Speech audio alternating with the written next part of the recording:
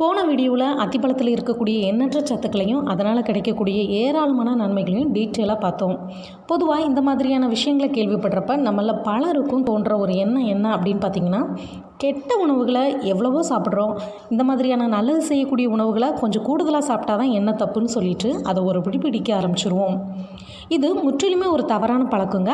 அந்த வகையில் இன்றைக்கி இந்த அத்திப்பழத்தை அதிகமாக சாப்பிட்றப்ப ஏற்படக்கூடிய பிரச்சனைகள் என்னென்னங்கிறத தான் பார்க்க போகிறோம். Health is wealth. Welcome to Dholi's health. இந்த பழம் இந்த சீசனில் தான் கிடைக்கும், இப்போ தான் விலை மலிவுன்னு சொல்லிட்டு நிறைய சாப்பிடக்கூடாது. இந்த பழம் இல்லைங்க, வேறு எந்த பழம்னாலும் சரி, இல்லை காய்கறினாலும் சரி, சத்து தானேன்னு சொல்லிட்டு நிறைய சாப்பிட்டிங்கனாலும் உடனானது அதுக்கு அன்னைக்கு எவ்வளோ தேவையோ அதை மட்டும்தான் சத்தாக உறிஞ்சி எடுத்துகிட்டு மற்றதை கழிவாக தான் ட்ரீட் பண்ணும். ஸோ அளவுக்கு மிஞ்சினால் அமிர்தமும் நஞ்சுங்க.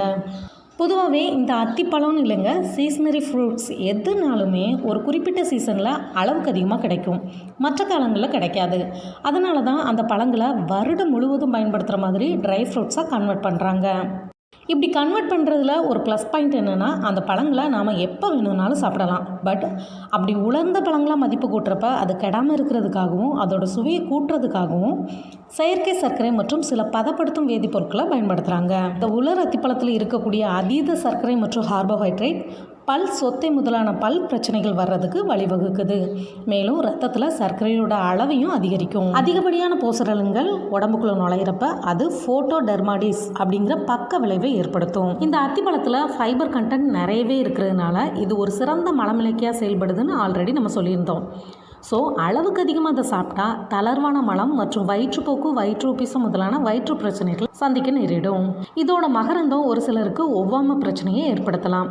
மேலும் இந்த பழத்தை அதிகமாக சாப்பிட்றப்ப மூச்சு விடுதலில் சிரமம் போன்ற பிரச்சனைகளையும் சந்திக்க நேரிடும். சரி, இந்த அத்திப்பழத்தை எந்த மாதிரியான அளவு எடுத்துக்கலாம் அப்படின்னு கேட்டிங்கன்னா, நல்ல கனிஞ்ச அத்திப்பழமாக இருந்தால் ஒன்று எடுத்துக்கிட்டாலே போதுமானது. இல்லை ட்ரை ஃப்ரூட்ஸாக தான் எடுத்துக்கிறப்ப இது கடையிலே பார்த்திங்கன்னா வட்ட வில்லைகளாக தான் கிடைக்கும். அந்த வில்லைகளாக எடுத்துக்கிறீங்க அப்படின்னா 2லேருந்து 4 வரைக்கும் எடுத்துக்கலாம். அது அப்படியே சாப்பிட்றதுக்கு கொஞ்சம் கஷ்டமாக இருக்கும். ஸோ ஓவர் நைட் தண்ணியில் ஊற வச்சு மறுநாள் அந்த தண்ணி கூடவே பழத்தையும் சேர்த்து சாப்பிடலாம்.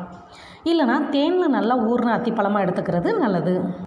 இப்போ உங்களுக்குள்ளே எத்தனை நாட்கள் எடுத்துக்கணும் அப்படிங்கிற கேள்வி எழுந்தால் அதுக்கான விட உங்கள் நாக்குக்கு எப்போ சலிப்பு தட்டுதோ அது வரைக்கும் எடுத்துக்கலாம்.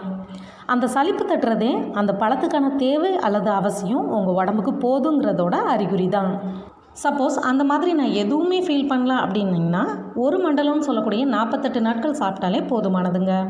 என்ன ஃப்ரெண்ட்ஸ், இந்த வீடியோ உங்களுக்கு கட்டாயம் பயனுள்ளதாக இருந்திருக்கும் நான் நம்புகிறேன். இதே மாதிரி இன்னொரு நல்ல வீடியோவோட நாளைக்கு நான் உங்களை சந்திக்கிறேன்.